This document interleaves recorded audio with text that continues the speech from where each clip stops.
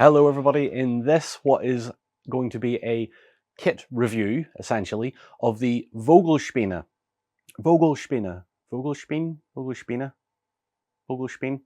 the Light Panzermech for the Axis forces for Konflikt 47.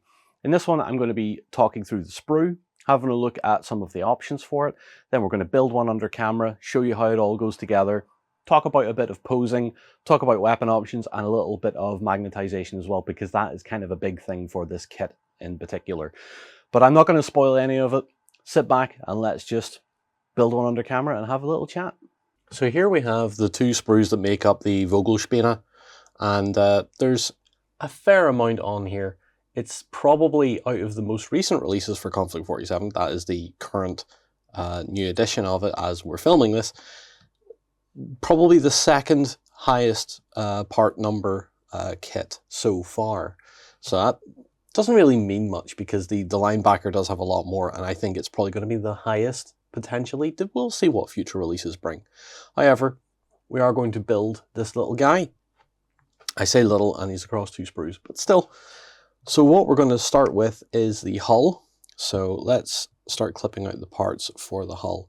Now, what I like most about this kit so far is there's a fair amount of options in here, and on cursory glance, on like first glance, there doesn't appear, at least for now, there doesn't appear to be a lot of mold lines or slippage in the molds. Now obviously these are brand new, so there won't be a lot of slippage, and I think for the majority of the tabletop gaming hobby, it's very rare to actually see mold slippage nowadays. I think the days of some of the other companies making stuff that just, they kept using the molds until they were done is basically past us now. There are some scale model companies out there that still do that, which is a sin, and a sin that should never ever be repeated again. So I need to see what else I have here that's for hull. I believe that obviously these parts are the sides, because we want to build the hull up first, and then we can work on constructing the legs and then figure out how we're going to pose them. So I think this is probably the best way forward, if we just clip all this stuff out and assemble the hull first. I think from all of this, I think there's still, I think this panel is still part here, so take that.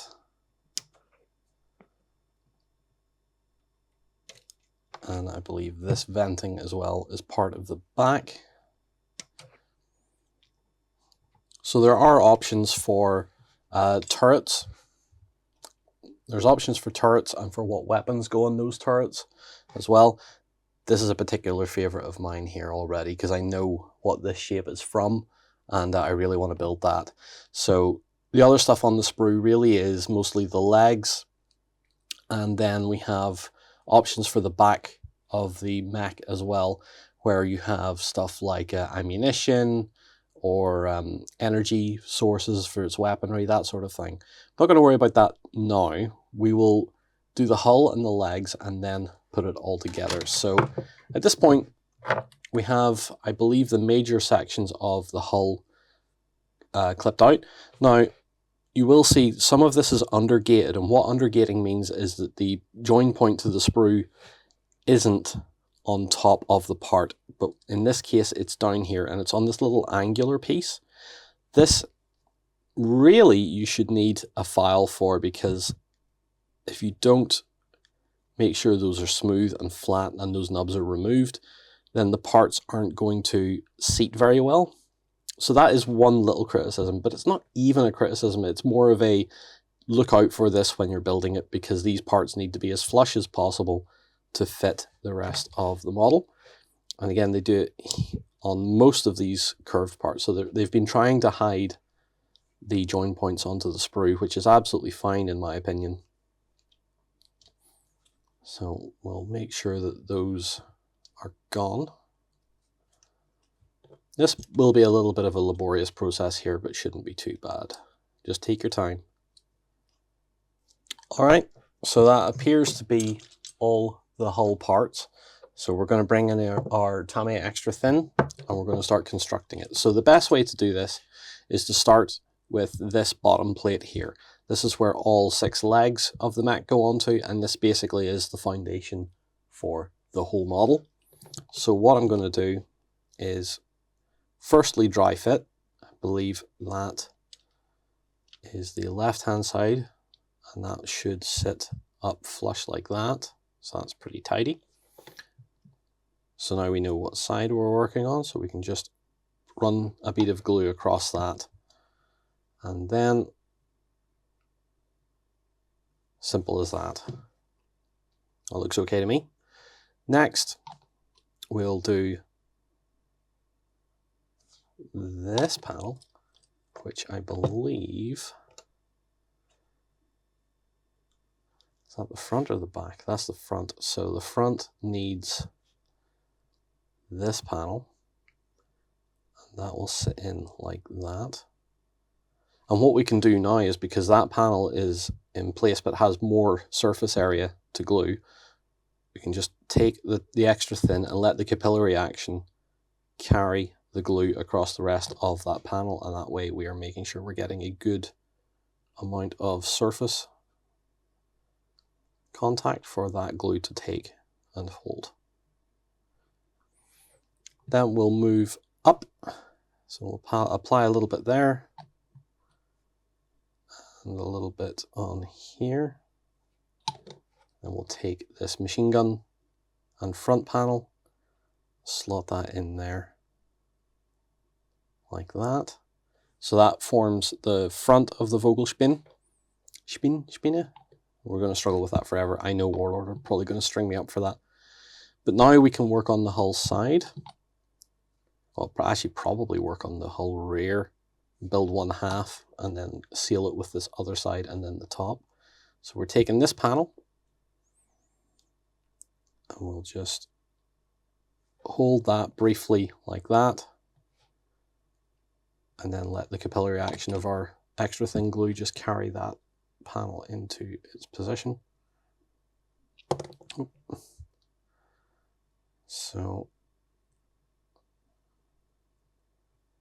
let's see about that. That looks okay. Maybe not the best fitment there, but that's more down to my cleaning of the parts.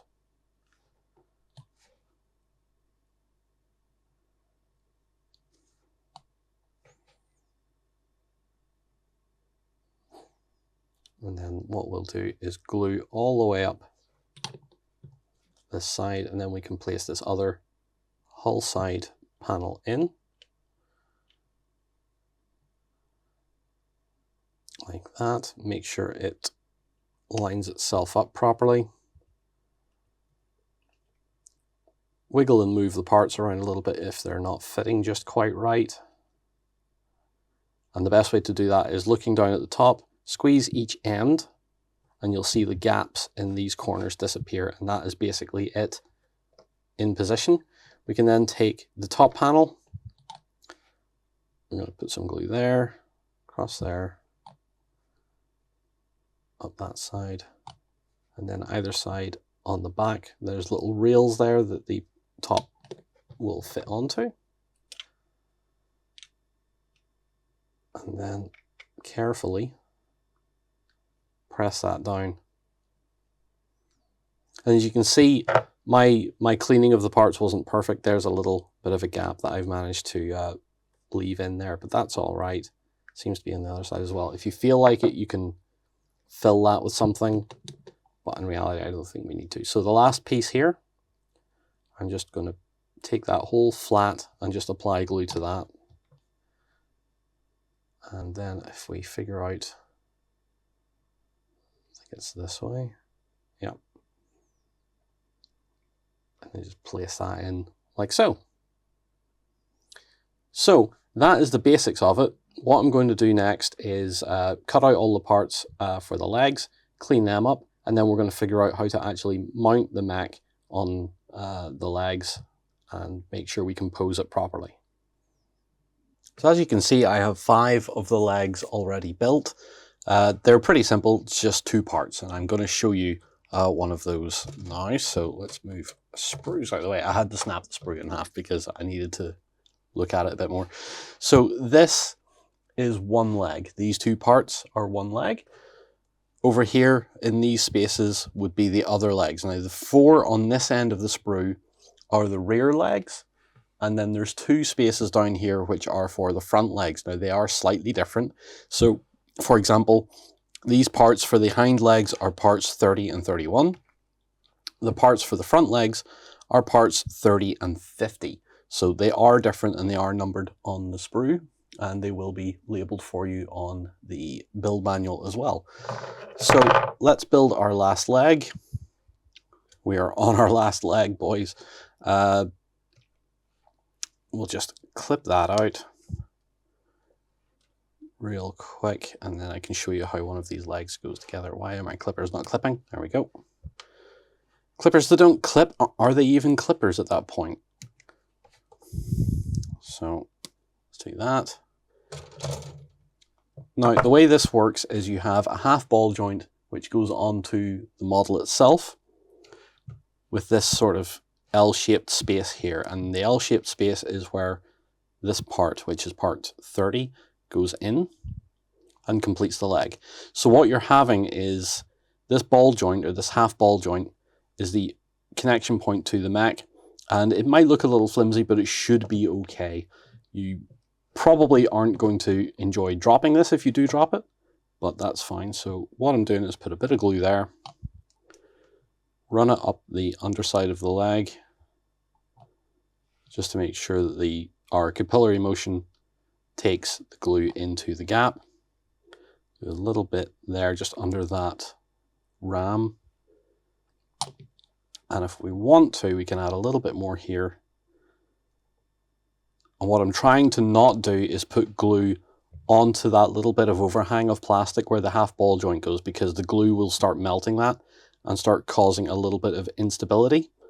So if you find your model drooping a little bit or doing something weird, it's probably because you got some glue into a part which is starting to weaken a little bit, because there is glue present there trying to plastic weld to nothing, or chemical weld to absolutely nothing. So we'll do the same up there. And then once you have it glued, just squeeze a little bit, and that'll make sure that the parts are now starting to bond together. So that is the last rear leg. Now, to get the model in a position where we can pose it and have it propped up a little bit, as you can see, I'm just going to adjust my camera real quick.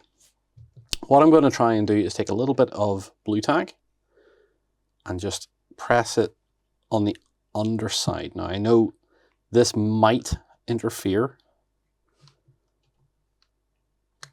This probably will interfere with the legs, but that's probably not necessarily a bad thing either. So what we can do is maybe angle it forward a little bit, something like that. Have it at a slight angle just to make it look a bit more interesting, and then we can pose the legs based around that. So what we need to do now is each of these little half moon divots, just place some of our glue in there. Try and not let it run into the blue tack too much, or it'll start to soften and weaken the underside. Not that that matters too much, but it might make a little bit of a mess. So we're going to start with our front legs and press each of those into the position. Something like this. Run them to the front a little bit, make it look a bit more menacing and spidery and all sorts of weirdness going on there. And then we'll do the same with the others. And what the blue tack is doing is allowing us to set the model down and allow those legs to hopefully settle in a position where the model is going to be completely solid by the time we put them in. Now, I've maybe left the glue a little too long, so I'm just going to take the last two legs and put a little more glue onto them. You can already see the flaw in my plan here. I probably should have done all 6 legs initially. because now 2 of them have fell off again. Good job, John. As you can see, I've removed the blue tack, and now the Vogelspinne now is freestanding. You can see where there's a little bit of residue there because the glue caught some of the blue tack. I did re-glue the legs because a couple of them were still loose. So the idea worked in principle, but ideally I was using too much blue tack. I should have just focused on just covering this little hatch here and then glued the legs on, then used that to press the part down. But all in all, what we have is a sort of raked forward kind of pose with that, so that's kind of nice. And the legs are all nice and sturdy, and it's ready to accept its turret and ammunition and guns and whatnot. So I also know I haven't glued the little machine gun on yet. I will at the end. That goes down here in this little ball mount. So we'll move that to the side. We're going to move on to turrets. And the kit allows us to build 3 different turrets. So 3 different turrets with 4 weapon options. So down here we have the flamethrower. We have one of these energy cannons. I can't remember the name of it, machining something. We have a twin light autocannon, and we have a light anti-tank gun with another coaxial cannon as well. So 3 turrets, 4 weapon options. And what I'm going to do is just clip all the parts out, build all of these, and then let you see those turrets with, before, without putting them on the mech itself. Because when we do that, we then have to choose what back plate we're going to put on. So there is a few here, and this one I believe is for the autocannon because it's got like big ammunition feeds on it. We've got this one for the flamethrower up here, and then right at the top of the sprue we have the energy feeds for like the energy weapon, as well as a little antenna for a command vehicle and a couple of little pieces here that sit on the back of the mech. So I'm going to get all the small pieces onto the mech, build all the options, and then we'll discuss the options, how they went together, and show you a completed build. So here we have our Vogelspinne with all the turrets and options available to it. As you can see over here, we'll start with this one with our hatch open and our little commander figure out. This one is a light anti-tank gun with a coaxial light autocannon. The back plate for that is just a blank because there's no ammunition feed or anything like that. On this side we have the turret that's going to accept our flamethrower and corresponding fuel tank, and our energy weapon with its corresponding, I assume, generator on the back here as well. This is the Maschinenschwere, or I can't remember the name, my apologies. But these 2 weapons can go onto this turret with these 2 backings and then go onto the top. I've left the middle one out because this one's fascinating and probably my favourite turret, and you might see that when I come to do a painting video on it as well. This is the twin light autocannon. This is a very familiar shape and very familiar design to anyone that's interested in some World War II armour. This has taken a lot of inspiration, pretty much all its inspiration, from a experimental vehicle in the late 40s called the Kugelblitz. This is a ball mounted within a swivel that carried 2 30mm autocannons, or chain guns. And it was mounted, for the experiments at least, on a Panzer IV chassis, which is very interesting. Obviously scaled down a little bit to fit onto our Vogelspinne, but a very cool little turret, especially when you can allow it to elevate and depress the way it does. So that obviously has its own ammunition feed here on the back. We're going to come back to this turret, I think, in the painting video because I just love the look of it. It's my favourite design that they've put together for this. A couple of build issues.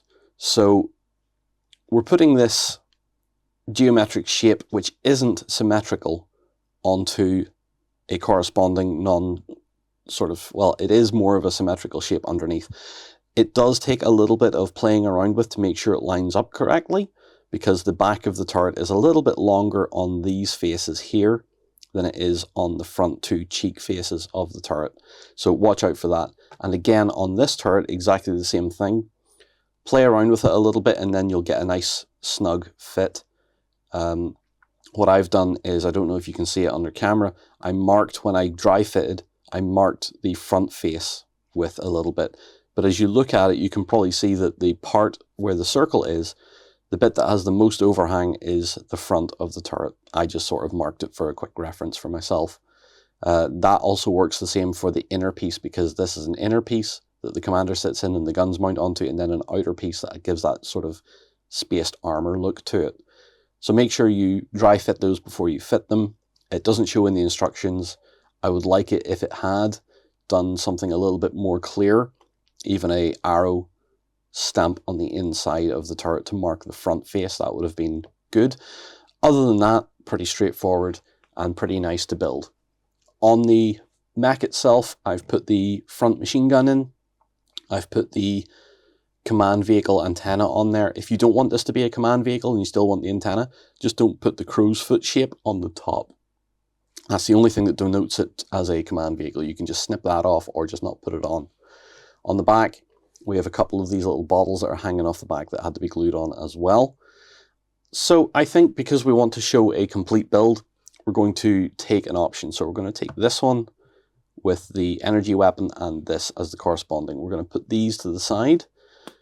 And what I will say is, anyone that hasn't touched this kit yet, or wants this kit and wants to see viability of magnetization, there's tons of options here. We can drill and place magnets into the back center piece here on all these inserts, or a little piece of metal, and then put the magnet into the corresponding key slot on the back.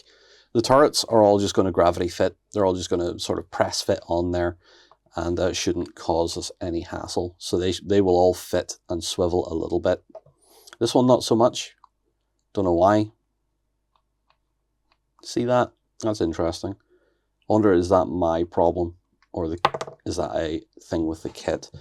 You see the back of that turret. Maybe if those two bolts were removed, it might rotate a bit more.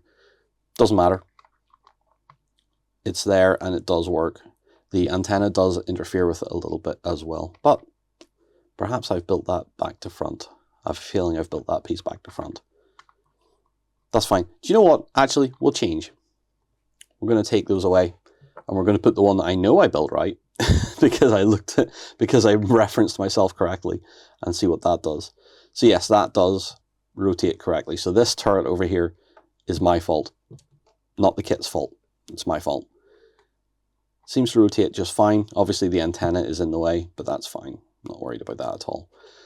So that's going to give us, if we move all our other options out of the way, and we'll take the blank plate on the back. So we'll take the turret off, rotate ourselves around, get our Tamiya extra thin, little dot in there, and then corresponding is that way around. Place it in, twist it a little bit so it's nicely lined up. Looks fine to me.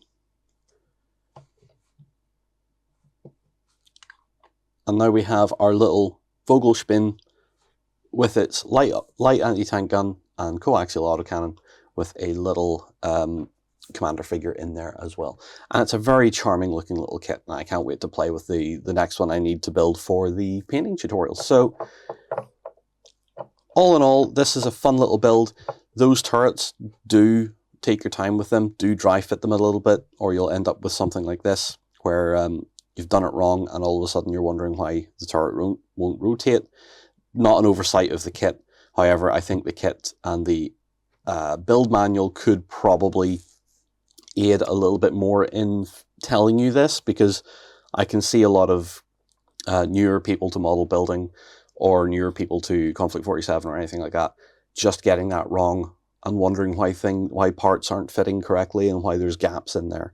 So even if they added in a little bit to the manuals to just say, this is the front face of the turret, something they can do without having to recast their molds or anything like that, I think would benefit this kit quite a lot. Anyway, thank you so much for watching. I hope you've enjoyed it. I think it's a really fun little kit to build and to play with. Hopefully they're good on the tabletop. But for now, hope you've enjoyed this one and learned something along the way. Thanks very much for watching. Take care, stay safe, and see you again very soon. Go ahead and check out our other content on screen now. And while you're at it, why not hit subscribe and remember to ding our dong. Go on, you know you want to click it. Go on.